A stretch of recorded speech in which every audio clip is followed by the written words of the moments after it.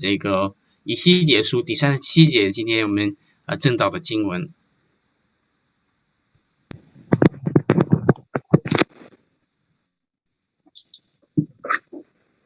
以西結書第37章，耶和華的靈降在我身上，耶和華藉他的靈帶我出去，將我放在平原中，這平原遍滿骸骨，他使我從骸骨的四圍經過，誰知平原的骸骨甚多，而且極其枯乾。他對我說：人子啊，這些骸骨能復活嗎？我說：主耶和華啊，你是知道的。他又對我說：你向這些骸骨發預言說，枯乾的骸骨啊，要聽耶和華的話。主耶和華對這些骸骨如此說：我必使氣息進入你們裏面，你們就要活了。我必給你們加上筋，使你們長肉，又將皮遮蔽你們，使氣息進入你們裏面，你們就要活了。你們便知道我是耶和華。於是我遵命說預言，正說預言的時候，不料有響聲，有地震，骨與骨互相聯絡。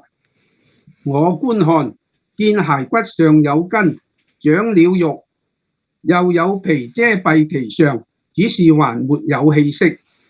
主對我說：人子啊，你要發預言，向風發預言說：主耶和華如此說，氣息啊，要從四方而來，吹在這些被殺的人身上，使他們活着。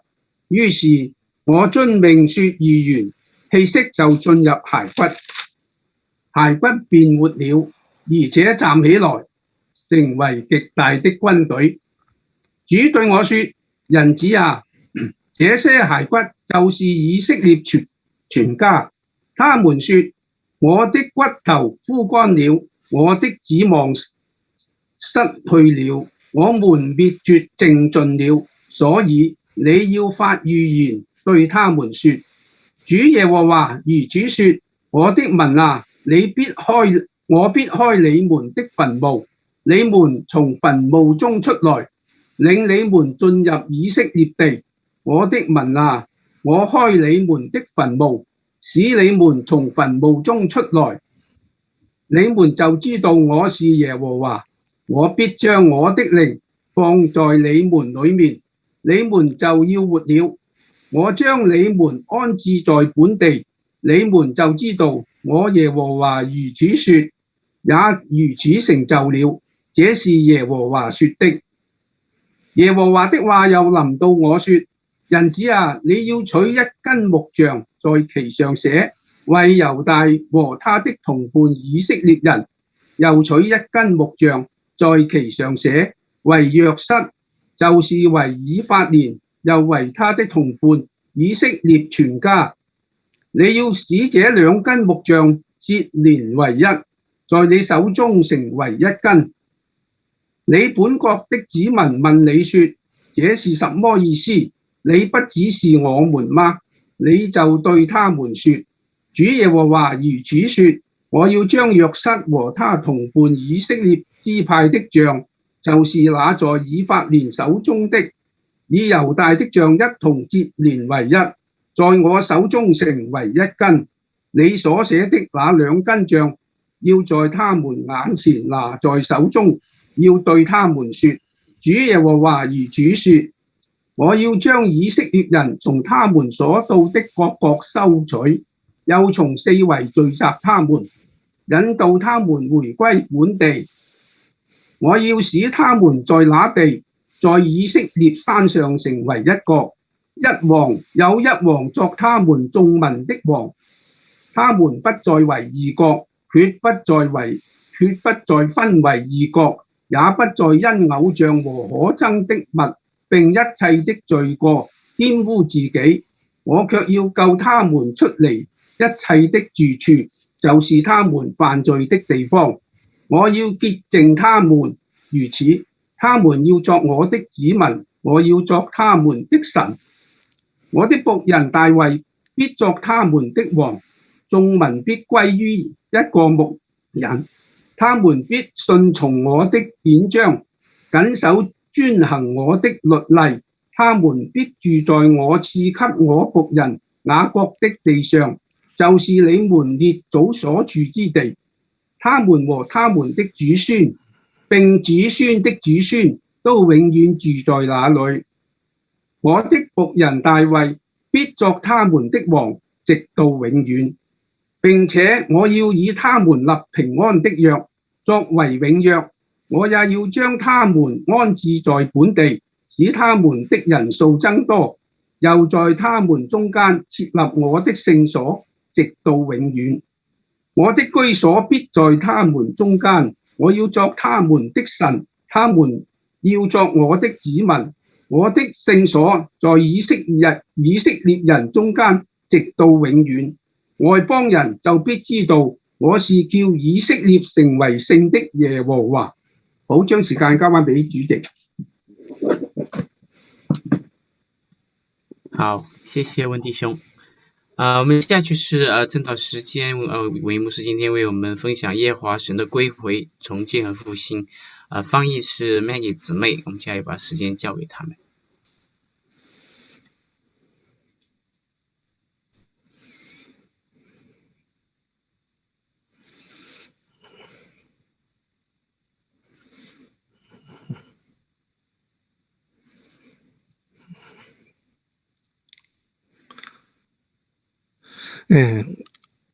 我不知道畫面有沒有轉啊？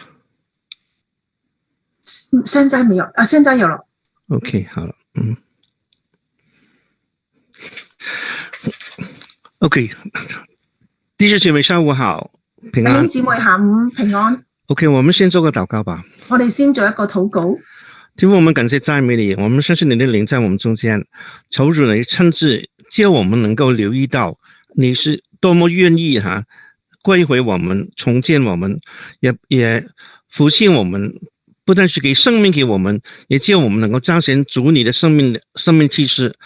求主你的靈現在就跟我們同在，求主能夠保守我們，無論是分享的翻譯的我們都是同感一靈的，也願意每一個人我們都聽到不是從人而來的意見，乃是神你對我們每一個人所講的話，用你的話語來建立我們。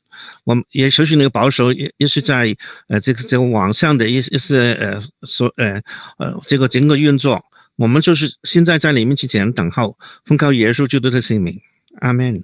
阿們。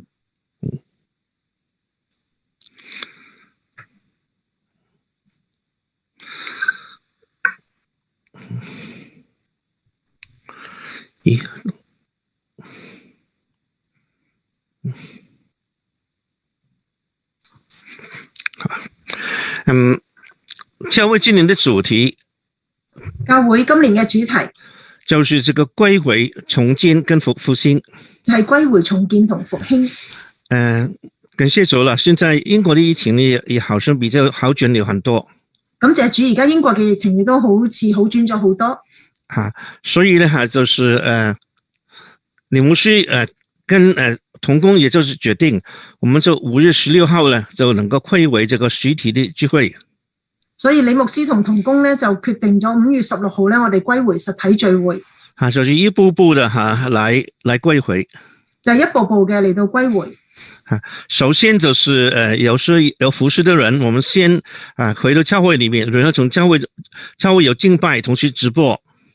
然後首先有服侍嘅人歸回先，然後喺教會同時有敬拜同埋有直播。同時過了大概1個月之後呢，就是邀請也是其他弟兄姐妹一起來到教會裡面。就係過咗1個月大概之後呢，就邀請其他弟兄姊妹嚟到教會入邊。然後大概就過了暑假之後呢，也開始讓孩子爵士也能夠歸回。然後呢，過暑假之後呢，亦都讓主日學嘅孩子能夠歸回。當然啦，這個也就是要看看呢，這個疫情的發展。當然呢個要睇下疫情嘅發展啦。我們聽到這個消息也感得挺興奮。我哋聽到呢個消息亦都感到幾興奮。但是同樣呢，也覺得很緊張。但係同樣亦都好緊張，好像有很多的問號，好似有好多嘅問號。突然之間要面對很多不同的問題，同樣突然間要面對好多唔同嘅問題。我們要歸回啦，怎麼樣歸回呢？我哋要歸回啦，點樣歸回呢？是我們首先歸回啦，只能夠敬拜。我哋首先歸回只能夠敬拜。但是不能夠唱詩歌呢？但係能唔能夠唱詩歌呢？或許能夠唱，但只有輕輕的唱。但係或者可以唱，只可以輕輕嘅唱。就是聚會結束了之後呢，我們就要很快就離開啦。喺主日結束之後，我哋要好快離開啦。離開有一年，我們也感到有點困倦。離開咗一年，我哋感覺到有啲困倦。弟兄姊妹也很久沒有見面啦。弟兄姊妹都好耐冇見面啦。但是我們要重建，怎麼樣來重建呢？但我哋要重建，點樣嚟重建呢？同時我們要建成怎麼樣呢？是不是重建好像以前這樣呢？我哋重建係咪好似以前咁樣呢？還是一個所謂一個新的 normal？ 定因為係一個新嘅 normal？ 復興怎麼樣復興呢？復興點樣復興呢？有什麼能力呢？我們有沒有什麼能源呢？我哋有咩能力呢？有咩能源呢？所以一大堆的問題呢。所以係有一大堆嘅問題。所以是的，我們很興奮，很快就會回到實體聚會了。冇錯，我哋好興奮，好快就能夠回到實體教會啦。但是有很多擔心的地方。但係亦都有好多擔心嘅地方。自從牧師決定今年呢，我們這個主題。自從牧師決定我哋今年嘅主題。講到什麼歸回、重建跟復興。就係講到歸回、重建同復興。我一直呢心中都是在想這一段嘅經文。我一直心中都諗住呢一段嘅經文。就是在以西結書37章。就係以西結書37章。所以我也是覺得呢，現在我們準備歸回實體了，就應該可以用這段經文和大家分享。所以我哋而家準備歸回實體啦，我哋可以用呢段經文嚟到同大家分享。這個經文是一個很特別的經文。呢段經文係一個好特別嘅經文。我常常發覺呢，聖經裏面有很幽默的表達。我常常發覺呢，聖經入邊有好多係幽默嘅表達。這段經文也是特別有趣的。呢個經文亦都係特別有趣嘅。以西結當時已經是被擄了。以西結當時已經係被擄啦。其實他心裏面也在一個很悲慘的境況。其實佢心入邊亦都係一個好悲慘嘅境況。但是呢，耶和華的靈就降在他身上了。但耶和華嘅靈就降喺佢嘅身上啦。然後呢，就要借着他的靈呢，把他帶到去面，放在外面去，帶到平原裏面。然後要藉住佢嘅靈帶佢出去，帶去平原上邊。他就看見這個平原裏面有很多骨頭，很多骨頭。佢就睇見呢個平原上面有好多骨頭。周圍都是這些死人的骨頭。周圍都係死人嘅骨頭。這裏就是講誰知平原的骸骨甚多。呢度話誰知在平原的骸骨甚多，而且極其枯乾，而且極其枯乾。這裏原文就是講枯乾的枯乾，乾得不得了。呢個原文就講枯乾嘅枯乾，就係枯乾得不得了。看見這個情況，也好像我們感到一年了。睇見呢個情況，就好似我哋感覺到一年啦。就是好像有很多我們現在的精神裏面越來越大，就好似我哋而家嘅精神壓力越嚟越大。有時困在家裏面也不能到外面去，有陣時困喺家入邊又唔能夠出外面。有很多親戚，有很多朋友呢，根本就沒有很少機會能夠見面。有好多親戚朋友根本好少機會能夠見面。好像有很多平常你美好的關係，甚至慢慢冷淡下來了。以前好多嘅關係，而家慢慢都冷淡落嚟啦。同時有可能有些弟兄姊妹，他對神的關係也冷淡下來了。同時有啲弟兄姊妹可能佢對神嘅關係都冷淡落嚟啦。甚至像有些已經習慣了禮拜天不一定去這個實體聚會。有啲甚至係習慣咗禮拜天唔一定嚟呢個實體教會。就是在線上裡面，因為沒有人知道你在線上幹什麼呢？表面上可能有參與，也不一定是真正的參與。可能佢哋喺線上面參與，因為冇人知道佢係做啲乜嘢，可能表面上參與，其實冇真正嘅參與。所以靈裡面好像越來越枯乾了。好似靈入邊越嚟越枯乾啦。我知道牧師也挺關心弟兄姐妹。我知道李牧師都挺關心弟兄姊妹。這樣但是靈裏面這個枯乾，怎麼樣能夠重建呢？怎麼樣能復興呢？咁呢啲喺靈入邊嘅枯乾點樣能夠重建復興呢？很有意思哈，耶和華就把以西結帶到這個平原裏面，看見這些骨頭。好有意思，耶和華就將以西結帶到呢個平原睇呢啲骨頭。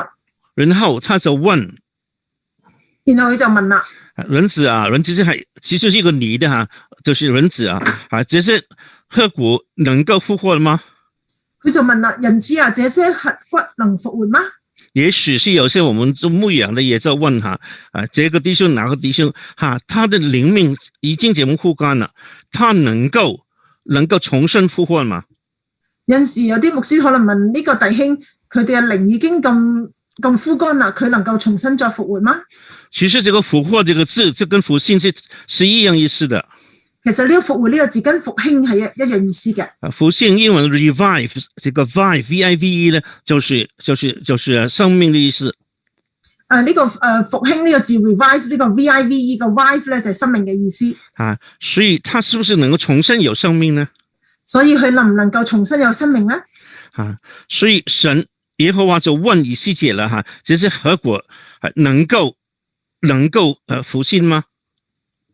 所以耶和華就問以西結呢啲骸骨能夠復興嗎？因為這些骸骨就是那些當以色列滅國的時候死掉的人。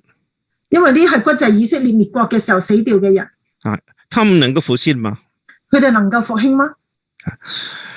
然後以西結很有，他就說主耶和華你是知道的。然後以西結就話主耶和華你是知道的。這是一個非常非常聰明的一句話。呢個係非常聰明嘅一句話。我知道當耶穌釘十字架，我哋知道當耶穌被釘喺十字架，彼得3次不認主，彼得3次唔認主。然後主復活之後，他去找門徒，找彼得。佢復活之後，佢就找門徒找彼得。然後他就問彼得：你愛我嗎？然後佢就問彼得：你愛我嗎？你愛我比這些世界任何東西更多嗎？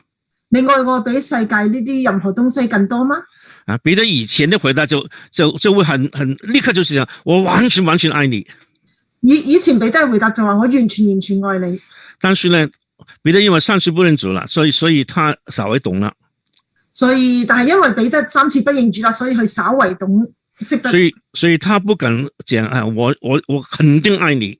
所以佢唔能夠講，佢唔敢講我肯定能夠愛你。他只是說主啊，我喜歡你。佢就係話主啊，我喜歡你。然後主耶穌又再問他，彼得也再次這樣回答。然後主耶穌又再問佢，彼得亦都係再次咁樣回答。第3次主耶穌就問彼得：你真的喜歡我嗎？第3次主耶穌就問彼得：你真係喜歡我嗎？彼得有點難過了。彼得有啲難過啦。是我已經不敢說我是真正愛你了。我已經唔敢講我係真正愛你啦。但是難道我說我喜歡你，你又不能相信我嗎？難道我話我喜歡你，你都唔能夠相信我嗎？所以彼得就回答說：主啊，你是什麼也知道的。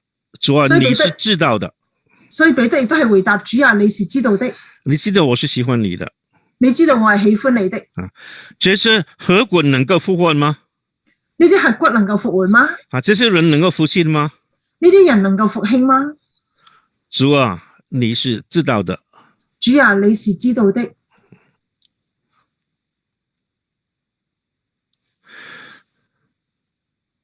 跟着耶和華就叫以西結呢就講預言啦。跟住耶和華就叫以西結咧講預言啦。他說佢就話啦，你要說對這枯乾的骨頭要聽耶和華的話。你要咁樣講就話枯乾嘅骨頭你要聽耶和華嘅話。主耶和華對這些骸骨如此說我必使氣息進入你們裡面，你們又復活了。主耶和華對這些骸骨如此說，我必使氣息進入你們裡面，你們就要復活了。我記得前1-2個禮拜我們有些同工分享的時候，我記得2個禮拜前我哋有同工分享嘅時候，牧師有時講過去1年我們講到就是好像只是對着一個錄像一個 Zoom 這樣來講。牧師有提到過去一年我哋講到又好似淨係對住呢個 Zoom 咁樣嚟到去講。也沒有什麼看到弟兄姐妹的反應怎麼樣？亦都冇睇到弟兄姊妹嘅反應係點樣？非常非常不習慣，係非常非常唔習慣。所以我們也很懂得以西結的感受的。所以我哋都好懂得以西結嘅感受。神要他不單是對着一個 Zoom 來講話。神要佢唔單止對住一個 Zoom 嚟到講話，他是對着這個骨頭講話，佢係要對住呢個骨頭講話。他是枯乾嘅骨頭啊。佢話枯乾嘅係骨啊。哇，真的很好玩的，係真係幾好玩嘅。但是很奇妙的，就是這個枯乾的骨頭呢，竟然有聽到以西結所講的話。但係好奇妙嘅，呢個枯乾咗嘅骨頭呢，竟然會聽到以西結嘅說話。真的，一步一步的活過來了。真係一步一步嘅活過嚟啦。我們相信，這個疫情不會永遠的。我哋相信呢個疫情唔會永遠嘅。我們相信呢，就是會有，我們會歸回，然後要重建，要復興。我哋就係相信我哋要歸回，要重建，要復興。真正能夠復興嗎？真係能夠復興嗎？看見這些骨頭，他們能夠復活嗎？睇見呢啲骨頭，佢哋要復活嗎？今天是不是神也對我們每一位講？今日係咪神亦都對我哋每一位講？或是我們對教會每一位關心他的弟兄姐妹講？或者我哋對每一位關心佢嘅弟兄姊妹講？這些骨頭能夠復活嗎？呢啲骨頭能夠復活嗎？這些靈命不斷退步的人能夠復興嗎？嗰啲靈命不斷退步嘅人能夠復興嗎？你問我的時候，我就有很多問號。你問我嘅時候，我就有好多問號。他是不是真的願意歸回也很難說了。佢係咪真係願意歸回呢？就好難講啦。習慣了在家裏面禮拜天，喜歡咗習慣咗喺家入邊喺禮拜日。心情好的時候，他可以隨便找一些講道。佢心情好嘅時候，可以隨便揾啲講道嚟去聽一聽。假如是心情不好的時候，我就是沒有參加什麼崇拜，也沒有人知道。假如心情唔好嘅時候，就算係冇參加咩崇拜，都冇人知道。同時要重建，有很多問題，怎麼樣重建呢？同時要重建，有好多問題，點樣重建呢？最後復興要重生的生命根本就不在我們掌控之中的。其實要重生的生命根本唔係喺我哋掌控之間嘅。我們不是神，哪裏來可以重新能夠得到生命呢？我哋唔係神，咁點樣可以有重新嚟到得到生命呢？不過感謝主，以西結書37章對我是很大很大的鼓勵。但係感謝主，以西結書37章對我係好大嘅鼓勵。因為當我再重新看這個經文的時候，因為當我重新睇呢個經文嘅時候，我看見原來不是我們自己去歸回，我們去重建，我們去帶嚟復興。我睇見唔係我哋自己歸回，我哋去重建，唔係我哋帶嚟復興，乃是耶和華神他歸回，而係耶和華神佢嘅歸回，然後他來重建，然後佢嚟重建，他來復興，佢嚟復興，是神親自要來我們中間來工作的，係神親自要嚟我哋中間工作嘅，他要重新回到我們那裡，佢要重新嚟到我哋中間，他要把我們重新建造，或是把我們建立起來，佢要將我哋重新建造同埋重新建立起嚟，他要把生命再放在我們中間，佢要將生命再次放喺我哋中間。我們知道以西結這個意象呢，本來就是對以色列人的。我哋知道以色列呢個異象呢，本來就係對以色列人嘅。就是好像11節裡面經文也就說，主對我說，人子啊，這是骸骨，就是以色列全家。就好似11節講，主對我說，人子啊，這些骸骨就是以色列全家。他們說，我們的骨頭枯乾了，我們的指望失去了，我們滅絕盡盡了。他們說，我們的骨頭枯乾了，我們的指望失去了，我們滅絕盡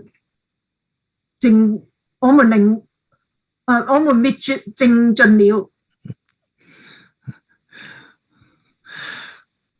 以色列人在埃及為奴隸的時候，以以色列人喺埃及為奴嘅時候，神使用摩西帶領他們出埃及，神就使用摩西帶領佢哋出埃及，然後使用約書亞把他們帶進迦南的應許地，然後就用約書亞帶入佢哋進入迦南嘅應許之地，然後神又使用大衛能夠建立一個國家，就是以色列國，然後神又使用大衛建立以色列國，但是很快就是在所羅門晚年他們已經開始離棄神了。就係喺所羅門嘅晚年咧，佢哋已經開始離棄神啦。所羅門娶了很多外邦的女子，把他們的神也帶來以色列裏面。所羅門娶咗好多外邦嘅女子，將佢哋嘅神亦都帶入咗嚟以色列入邊。同時為了自己的今生的驕傲要花很多錢，同時為咗自己今生嘅驕傲咧，佢哋要花咗好多嘅錢，以致人民呢越來越辛苦，越來越痛苦。以致人民咧越嚟越辛苦，越嚟越痛苦。在他兒子的時候，國家就分裂了。羅波安與耶羅波安呢，就分裂成為以色列跟猶大兩個國家。所以喺佢嘅兒子羅波安同埋耶羅波安呢，就將以色列分裂成為兩個國家。兩個國家還是繼續能夠離棄耶和華。兩個國家亦都能夠繼續離棄耶和華。繼續把不同的偶像在以色列中間也是跪拜。繼續將唔同嘅偶像擺喺以色列當中，繼續嚟到跪拜。就是其中有些王在短暫嘅時候帶來一些復興，就有啲王喺短暫嘅時候帶嚟一啲復興，但也不是完完全全的復興，但亦都唔係完完全全嘅復興。同時呢，這個王離開了，他的孩子接觸的人又重新離開耶和華了。而呢個王咧離開咗啦，佢嘅孩子咧接續落嚟咧又離棄耶和華啦。所以一次一次的對神不專一，所以一次一次嘅對神不專一。神說除了我以外，你不可以有別的神。神話除咗我以外，你不可以有別的神。但是不斷的還是有很多其他的神。但係不斷亦都有好多其他嘅神。他還是依靠其他的神，其他的勢力，沒有專心依靠耶和華。佢哋亦都係依靠神同埋其他嘅勢力，冇專心依靠耶和華。我們又是怎麼樣呢？我哋又係點樣呢？就是沒有疫情的時候，我們很多時候都是依靠我們自己。就係冇疫情嘅時候，我哋好多時都係依靠自己。是啊，我知道10幾年前我們倫敦東面沒有教會。我哋知道10幾年前倫敦東面冇教會。所以有很多弟兄姐妹呢，就是慢慢呢，根本就沒有去教會的習慣。所以好多弟兄姊妹慢慢呢就冇去教會嘅習慣啦。但是10幾年前呢，神感動開始這裡開始有教會了。但係10幾年前呢，神就感動啦，開始呢邊有教會啦。而且是有普通話，也有一點點廣東話的教會。有啲有普通話，或者有啲係有一點點廣東話嘅教會。感謝主。感謝主。但是很多時候我們都沒有好好的能夠在教會裡面高舉耶和華，好好的來服侍他。但好多時候我哋喺教會冇好好嘅高舉耶和華，好好嘅嚟到去服侍佢。我們的參與就是好像有時間就來吧。我哋嘅參與好似話有時間就嚟啦。禮拜天也不一定每個禮拜都來了。禮拜日亦都唔一定每個禮拜嚟嘅。其他時間的聚會呢是很勉強。其他時間嘅聚會咧亦都係好勉強。我們是關心我們的孩子，關心我們的婚姻。我哋關心我哋嘅孩子，關心我哋嘅婚姻。但是主要還是用我們的方法。但係主要都係用我哋自己嘅方法。我們又想辦法讓孩子進到我們認為好的學校裡面。我哋盡辦法將孩子進到我哋認為好嘅學校入邊。給孩子壓力，要他讀書。俾孩子壓力，要努力讀書。反過來，我們沒有好好的能夠真的把神的話語能夠教導他們。反過嚟講，我哋冇好好嘅將神嘅話語教導俾佢哋。沒有真真正正的就在從小能夠懂得當神之路，當走之路。冇真係從小要認識當走之路。沒有好好的能夠跟他們一起一家人來服侍耶和華。冇好好嘅能夠同佢哋一齊一家人嘅嚟到去服侍耶和華。以色列對神不忠心。以色列對神不忠心。結果呢國家就滅亡了。結果呢國家就滅亡啦。北國以色列在公元前722年呢就被亞述滅國了。北國喺公元前722年呢就被亞述滅國啦。其實亞述大軍呢也來到猶大，來到耶路撒冷，把它全地把它圍住。其實亞述大軍呢嚟到耶路撒冷，嚟到將佢團嘅圍住。但是當時呢，希西家王呢就願意回轉，回到單心的依靠耶和華。當時咧希西家咧王咧就願意嚟到耶和華面前，單靠耶和華。所以神就差派天使啦，就把以色列的大軍呢把他趕走。所以咧神咧就差派天使將以色列嘅大軍將佢趕走。但是呢很快他們也在離開耶和華。但係好快咧，佢哋又再離開耶和華。他還是以為咧，他能夠保全，是因為他們的力量。佢哋以為咧，佢哋可以保存係因為佢哋自己嘅力量。他們所誇的還是人自己的能力。佢哋誇嘅亦都係自己嘅能力，人嘅能力。所以當時有巴比倫王係來探訪他們的時候。所以當時有巴比倫王嚟探訪佢哋嘅時候，他就把巴比倫王帶到神的新殿裏面，給他你看下我們這個殿多麼漂亮，我們這裏的東西係多麼寶貴。佢就將巴比倫王帶到去個殿嗰度嚟到去睇下，我哋咁多嘢咁靚，我哋啲東西咁寶貴。結果公元前586年猶大就被巴比倫國所滅啦。結果咧喺公元前586年咧，猶大就被巴比倫國所滅啦。喺整個戰亂裏面呢很多人都死亡。喺整個戰略入邊咧，好多人都死亡。剩下來的大部分都被擄到其他地方。剩落嚟咧，大部分都被擄到其他嘅地方。按照當時有些記錄裏面呢，差不多以色列裏面的以色列猶太人呢，有90%以上的都不在那裏了，或是在別的地方，或是死掉了。按照記錄咧，90%嘅以色列人呢都唔知道去到咩地方，或者係死咗啦。所以你看見有時好像這個耶利米哀歌裏面他的描述。所以大家睇見喺耶利米哀歌入邊睇見佢嘅描述。先前沒有人民的情，現在何竟獨坐？先前在列國中偉大的何竟如寡婦一樣？先前在諸賞中的王后的，現在竟成為進貢的。他們在夜間痛哭流淚悶說等等等等。佢就話先前滿有人民嘅城，現在何竟獨坐？先前在列國中為大的，現在竟如寡婦；先前在諸省中為皇后的，現在成為進貢的。所以你看以色列看見這些骨頭，他就知道了，這後果就是以色列全家。所以以西結睇見呢啲骨頭咧，就知道啦，呢啲骨頭咧就以色列全家。這些骨頭能夠復興嗎？能夠復活嗎？呢骨頭能夠復興嗎？能夠復活嗎？感謝主，神就要以西結對這些骨頭說預言。感謝主，神就要以西結對呢啲骨頭講預言。主耶和華如此說：我的民啊，我會開你們的墳墓，使你們從墳墓中出來，領你們進到以色列地。我的民啊，我開你們的墳墓。又使你們從墳墓中出來，你們就知道我是耶和華。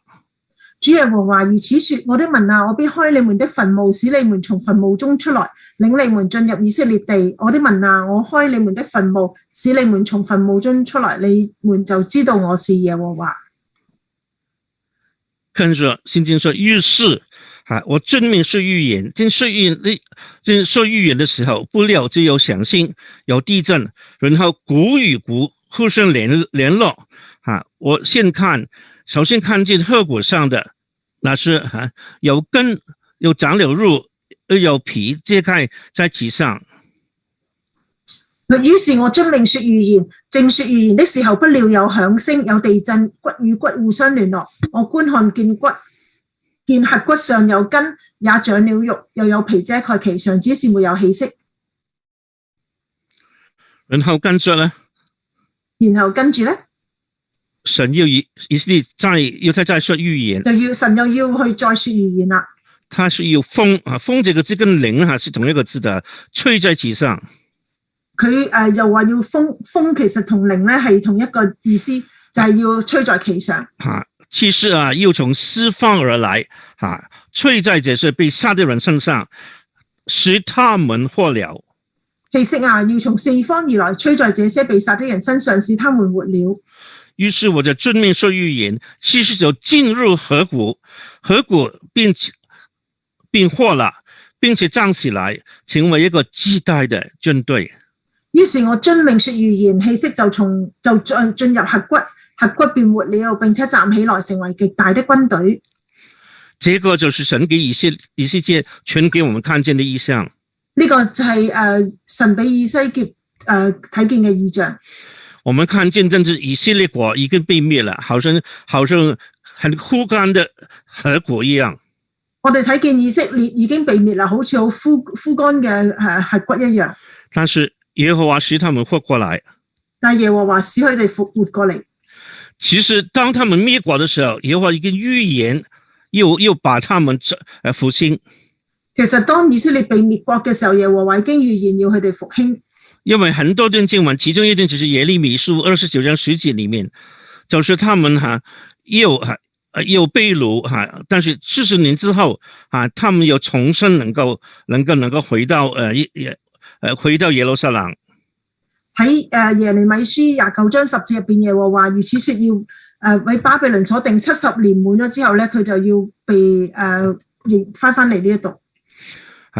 然後呢之後呢就是這個尼希米呢他當時是在波斯王裏面服侍的。然後喺尼西米入邊咧，係當時喺波西王入邊服侍嘅。然後就是他就為了耶路撒冷的情況很悲哀，那個然後佢就為咗耶路撒冷嘅情況好悲哀。古列王就為他為什麼面帶愁容啊？古列王就問佢：你為什麼面帶愁容啊？他就把心裏面的話就對王說。佢就將心裏邊嘅話對王說啦。然後呢長話短說了，最後呢就是他把他心裏面的需要告訴這個古列王。然後長話短說咧，佢就將自己心裏邊嘅需要話俾呢個古列王聽。王就問這個尼希米，他說：你又求什麼？於是我就摸禱天上的神，我就對王說：不然若在主眼前蒙恩，主若喜歡的話，求神差遣我往猶大，到我列祖的墳墓所在的那城上，好叫我重新建造。就係頭先所讀嘅經文。所以他就求這個王能夠容許他能夠回到猶大耶路撒冷，能在那裡重建。所以佢就求嗰個王能夠讓佢去到耶路撒冷嚟到重建。王就批准了他了。王就批准咗佢啦。所以這個就是神安排的一個歸回。所以呢個就係神安排嘅歸回。不是他們自己能夠想辦法的。唔係佢哋自己能夠諗辦法噶。他們已經是好像河骨還是骨頭一樣了，枯乾的骨頭了。佢哋已經好似枯乾嘅骨頭啦。但是耶和華就歸回他們哪裡？但耶和華就歸回佢哋嗰度。而是耶和華他親自來重建。而且係耶和華親自嚟到重建。但是重建的不是好像以前那個樣子。但係重建嘅唔係好似以前嘅樣子。而是真正有生命的，而係真係有生命嘅。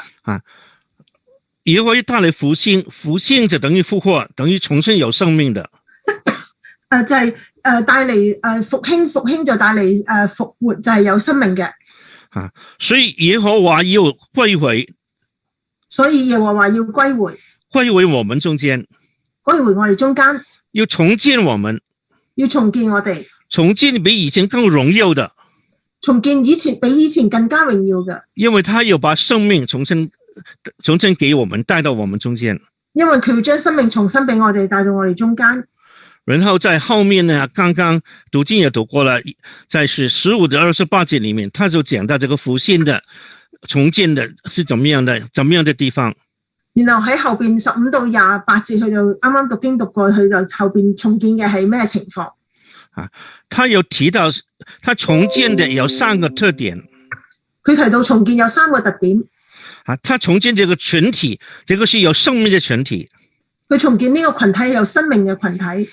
有生命的，所以它是合一的群體。係有生命嘅，所以係合一嘅群體。它是歸回一個牧人的群體。係歸回一個牧人嘅群體。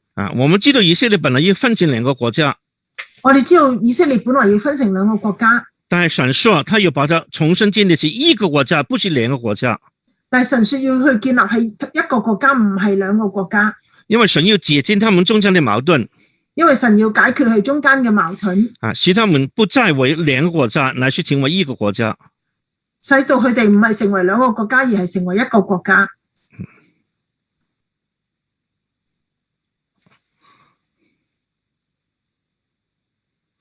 對不起，這個怎麼講？所以，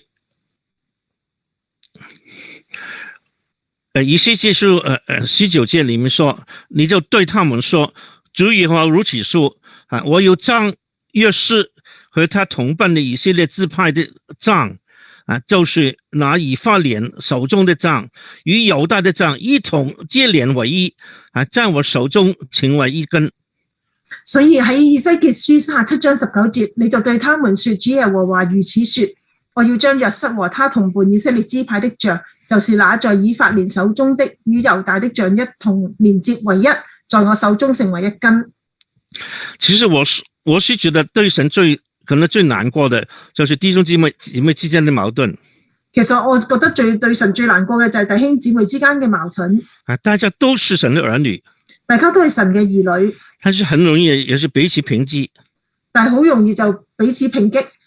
一個教會裡面也有很多矛盾，一個教會入邊亦都有好多矛盾，有很多分黨分門別類，有好多分黨分門別類。就是我們看看教會歷史，看看最近這個年代裡面教會的情況，就係我哋睇下教會歷史最近教會呢個年代嘅情況。OK， 我們知道有時是異端的根本不是重生，這些也不是神的兒女。有啲我哋知道係有異端就真係根本冇重生，唔係神嘅兒女。但是我們看見有些我們知道不是異端的，只是跟我們有很多不一樣。但係我哋知道有啲唔係異端，但係我哋都有好多唔一樣。也許他們對有些事情看法，我們認為是不對的。好多時候，譬如佢哋對有啲事情嘅睇法，我哋認為係唔啱嘅。但是我們就彼此抨擊。但係我哋咧就彼此抨擊。但是神說他要重新建立了。但係神說佢要重新建立啦。他要把這個分裂的要重新合一。佢要將啲分裂嘅重新合一。我相信這個合一呢，是從心靈開始的，從心開始。我相信呢個合一咧係從心裏邊開始嘅。外表上的合一呢，並不表示真正從裏面的心裏面的合一。外表嘅合一咧係唔係真正從心裏邊嘅合一嘅。我看見有時組織有2個組織合一，結果就成為3個組織。我睇見咧有啲組織2個組織合一咧，結果係成為3個組織。好像你知道啦，英國有一個叫做 liberal， 有一個叫做social democrat。好似大家知道英國有一個叫 liberal， 有一個叫 social democrat。他們兩個政治宗派就合一了，成為應該是 Lib Dem liberal democrat。佢哋兩個嘅政治宗派咧就合一啦，就成為呢個 Lib Dem。但係咧，不是由2個變成1個，就2個變成3個。唔係2個變成1個，而係2個變成3個。因為有些還是保持 liberal， 有些還是保持 social democrat。因為有啲仲係保持 liberal， 有啲仲係保持 social democrat。所以求神幫助我們要重新建立一個真正在主裡面的合一。所以求神幫助我哋要建立一個真正喺主入邊嘅合一。我們要看重一個弟兄一個姊妹，是不是真的是我的弟兄我的姊妹？我哋睇見一個弟兄一個姊妹，係咪真係我哋嘅弟兄同埋我哋嘅姊妹咧？我再不緊張他的標籤是怎麼樣？我唔再緊張佢嘅標籤係點樣？只有我知道他是從身體救的，就是我的弟兄，我的姊妹。只要我知道佢哋係從身得救嘅，就係我嘅弟兄，我嘅姊妹。我不理會他是靈恩派啊，還是他是保守派啊。我唔會理會佢係靈恩派啊，定係保守派。我也不理會他是所謂天主教啊，或是所謂基督教啊。我亦都唔理會佢係所謂嘅天主教啊，定係所謂嘅基督教。只要他是完全相信聖經的，只要佢係完全相信聖經嘅，跟隨主耶穌的，跟隨主耶穌嘅，我們有同一個盼望。我哋有同一個盼望。我們將在天上有永恆要在一起的。我哋將來天上有永恆要在一齊嘅。我更不理會他是家庭教會還是三自教會。我更加唔會理會係家庭教會定係三自教會。我們要在愛中彼此建立。我哋喺愛中彼此建立。但係人在世上是有可能有不同的矛盾。但人喺世上有不同嘅矛盾。但是我們願意愛能夠遮掩很多很多的彼此之間的罪。但我哋願意愛能夠遮掩許多彼此之間嘅罪。這個是不是不可能呢？呢個係咪唔可能呢？這些骨頭是不是能夠重新活起來呢？呢啲骨頭係咪可以重新活起嚟呢？弟兄姊妹，弟兄姊妹之間有矛盾，是不是真的沒有辦法解決了？弟兄姊妹有矛盾係咪真係冇辦法解決呢？前一兩天我在 Manchester 有一個所謂宣教的分享會。前一兩日我喺 Manchester 有一個所謂宣教嘅分享會。我就是跟他們分享很久以前，我是負責一個叫做 TEE 的課程。我同佢哋分享好早以前呢，就係負責一個叫 TEE 嘅課程。當時我在維也納有幾個學生。但係當時我有幾個學生。我沒有什麼，我只是把神的話語能夠幫助他們學習。我冇乜嘢，就係只係將神嘅話語能夠幫助佢哋學習。但是很奇妙的。但係好奇妙嘅，就是他們從神的話語裏面有神的靈感動他們，就係佢哋從神嘅話語入邊有神嘅靈嚟到感動佢哋。不久之前呢，哪個地方教會有個分裂？不久之前呢，嗰個地方嘅教會有個分裂。有些弟兄姐妹因為原來的教會呢，他們覺得他有些地方做得不對，所以他就離開了。有啲弟兄姊妹呢，認為原本嘅教會呢，有啲地方做得唔啱，所以佢哋就離開啦。但係聖靈就提醒這些弟兄姐妹。但係聖靈呢就提醒呢啲弟兄姊妹。從神的話語裏面，他有非常有大的感動。從神嘅話語入邊，佢哋有非常大嘅感動。他們知道啦，有些事情看法可能不一樣。佢哋知道咧，有啲事咧可能睇法唔一樣。有些事情可能他認為對方是不對，這個是正確的看法。有啲事情佢認為對方係唔啱呢個正確嘅睇法，但是就教會分裂，這個本身就絕對是不對的。但係導致教會分裂咧，呢個本身就絕對唔啱嘅。所以我完全沒有教我的學生怎麼做的，他們自動呢就決定就回到原來的教會裏面。我完全咧冇教導我啲學生點樣做嘅，但係佢哋自動咧翻到去原本嘅教會。他向那個教會的傳道人道歉，佢向嗰個教會嘅傳道人道歉，把分裂的教會把它解散，將分裂嘅教會將佢解散。在歐洲裏面，我看見教會分裂的非常非常多。喺歐洲入邊，我睇見教會分裂嘅非常非常多。但是能夠符合的重新走在一起的教會呢，沒有那麼多。但係能夠復合重新走喺一齊嘅教會呢，就冇咁多。有沒有可能呢？有冇可能呢？已發生了，有沒有可能？已經發生咗啦，有冇可能呢？枯乾的骨頭能夠復興嗎？枯乾嘅骨頭能夠復興嗎？我們是不是真的能夠重新成為一個合一的群體呢？我哋係咪真係能夠成為一個合一嘅群體呢？另外一點呢，神要建立這個群體是一個平安的群體。另外一點，神要建立呢個群體一個平安嘅群體。他說了，神要與他們立平安的約，成為永約。佢哋話神要同佢立平安嘅約，成為永約。一個平安這個字呢，無論是希伯來文、希臘文、英文呢，都是很有意思的。因為呢個平安嘅字呢，無論希伯來文、希臘文呢，都係好有意思嘅。英文都係即係 peace。中文呢就有很多不同的翻譯。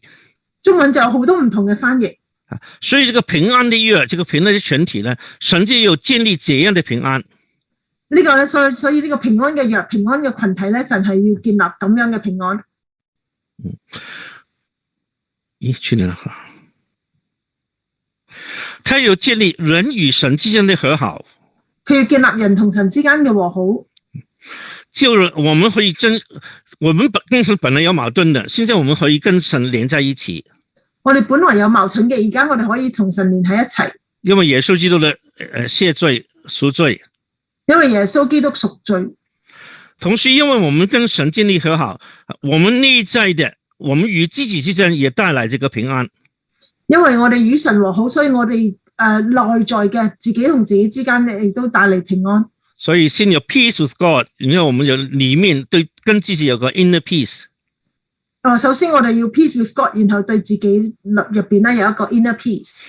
然後人與人之間就有和睦啦。然後人與人之間咧就有和睦啦。我們再不介意對方有什麼不好。我哋亦都唔再介意對方有啲咩唔好啦。因為我們知道我們自己也不是那麼理想。因為我哋知道我哋自己都唔係咁理想嘅。從人與人之間的和睦呢，就帶來國家與國家之間的和平。所以人與人之間嘅和睦咧，就帶嚟國家同國家之間嘅和平。然後就帶來人與地的那些和諧。所以然後咧就帶嚟人與地嘅和諧。我們想想最近來講，中國都是非常強調要帶來個和諧的社會。最近嚟講，中國非常之強調要帶嚟一個和諧嘅社會。我們基督徒是唯一真正能夠達到這個目標的。我哋基督徒係一個先至真正能夠帶嚟呢個目標嘅。因為人與神和好，才能夠帶來真正的和諧。因為人與神和好，先至能夠帶嚟真正嘅和諧。最後一項呢，就這裏提到的。最後一項咧，呢度提到嘅。就是這是一個神同在的群體。就係一個神同在嘅群體。又在他們中間設立我的聖所，直到永遠。我的居所必在他們中間，我要做他們的神，他要做我的子民。因為我的聖所在以色列中間，直到永遠，外邦人就知道我是救以色列群為聖的耶和華。又在他們中間設立我的聖所，直到永遠。我的居所必在他們中間，我要作他們的神，他們要作我的子民。我的聖所在以色列人中間，直到永遠。外邦人就必知道我是叫以色列成為聖的耶和華。這就是耶和華，他要歸回，他要重建，他要再重新給生命的，要創造的這樣的群體。所以我哋就知道耶和華係要去收回。耶和華要歸回，耶和華要歸回，然後要他要重建，係，他要俾生命建立的群體，然後佢要俾生命建立嘅群體。其實這個也正是神在基督耶穌裏面已經建立的群體了。其實呢個咧就係喺基督耶穌入邊已經建立嘅群體啦。因為教會本身就應該是這樣的，因為教會本身就應該係咁樣嘅。我就有一個線上查經，最近也剛剛在查到這個以弗所書第4章。我有一個線上查經班，啱啱最近就查到以弗所書第4章。以弗所書第4章裏面呢，就是保羅說，我為主被囚的勸你們，既人蒙召，行事為人就當與蒙召的恩相稱。以弗所書第4章第1節講，我為主被囚的勸你們，既然蒙召行事為人，就當與蒙召的恩相稱。蒙召就是因為我們本來是死在罪惡過犯當中的。蒙召就係話你原本係死喺罪惡過犯當中嘅，但是神叫我們活過來，但係神叫我哋活過嚟，就好像神叫我們本來已經死掉的枯乾的骸骨重新活過來，就好似神叫我哋已經死咗嘅枯乾嘅骨頭活過嚟，叫我們這個死在罪惡過犯當中的能夠在它裏面有生命。叫我哋呢個死喺佢嘅罪惡過犯當中嘅，叫我哋重新有得生命。所以我們的平常生活裏面都應該成為一個有生命的人。所以我哋平常生活入邊都應該要成為一個有生命嘅人，有生命嘅群體，有生命嘅群體。其實有生命的群體是怎麼樣呢？其實有生命嘅群體係點樣嘅咧？凡是先去溫柔忍耐，用愛心互相寬容。凡事謙虛、溫柔、忍耐，用愛心互相寬容。這就是一個神同在的群體。呢個就係神同在嘅群體。所以有神同在的時候，所有的特色，因為神就是愛。神同在嘅時候，神嘅特色係神嘅特色，因為神就是愛。所以我們沒有愛，就好像神不在我們中間。所以我哋如果冇愛，就好似神唔喺我哋中間。這是真正的愛。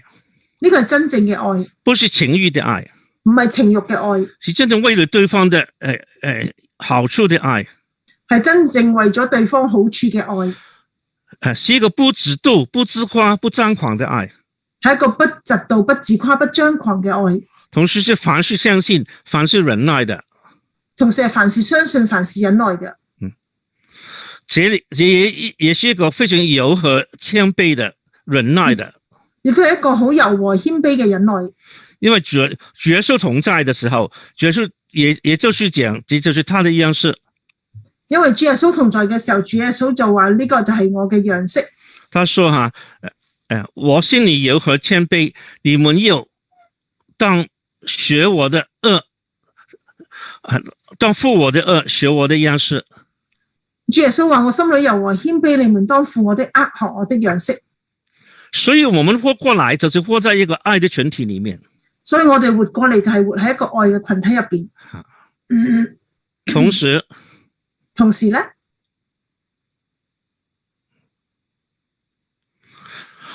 我們也是這個合一的群體。我哋都係呢個合一嘅群體。保羅也提醒我們要竭力保守聖靈所賜合而為一的心。保羅都提醒我哋要極力保守聖靈所賜合而為一嘅心。因為身體只有一個，心靈只有一個。因為身體只有一個，聖靈只有一個。如果我們做什麼決定，如果我哋做乜嘢決定，都是能夠主要是看重聖靈怎麼帶領的。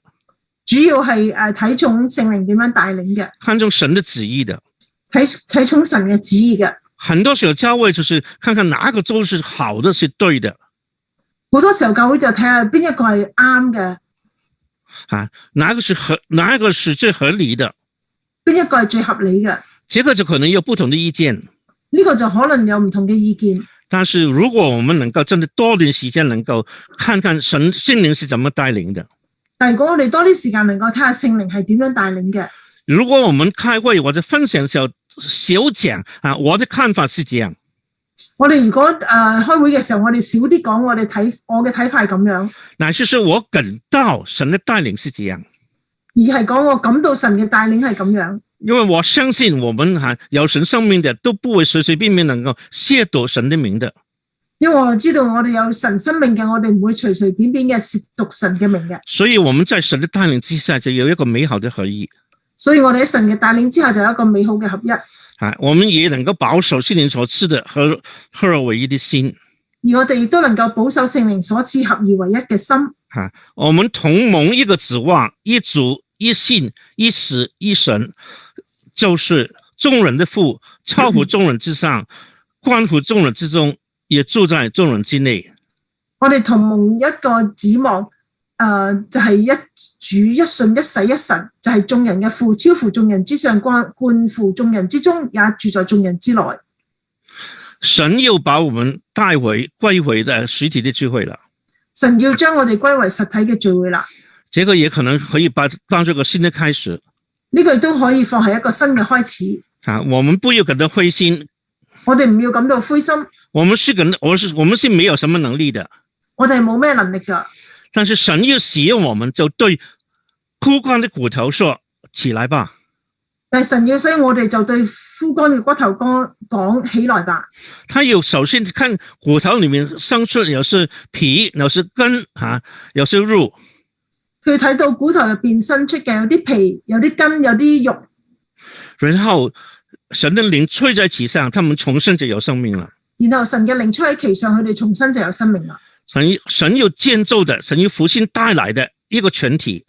神要建造嘅，神要復興帶嚟嘅群體，就是一個充滿着愛的群體，就係一個充滿愛嘅群體，就是因為有神的形象的群體，就一個有神形象嘅群體，就是一個柔和謙卑的群體，有一個柔和謙卑嘅群體，就是一個合一的群體，就一個合一嘅群體，也就是真正能夠充滿着神的生命的群體，亦都係能夠真正充滿神嘅生命嘅群體。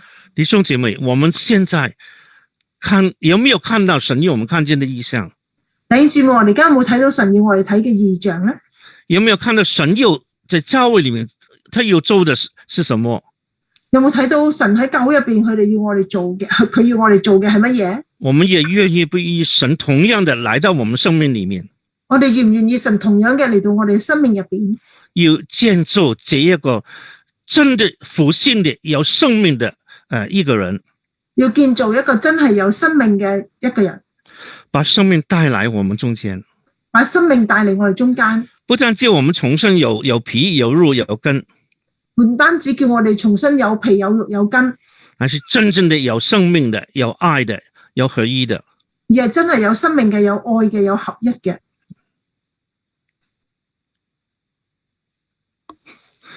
我必將我的靈放在你們裏面，我必將我的靈放在你們裏面，你們就要復活了，你們就要活了。我將你們安置在本地，你們就知道我耶和華如此說，也如此成就了。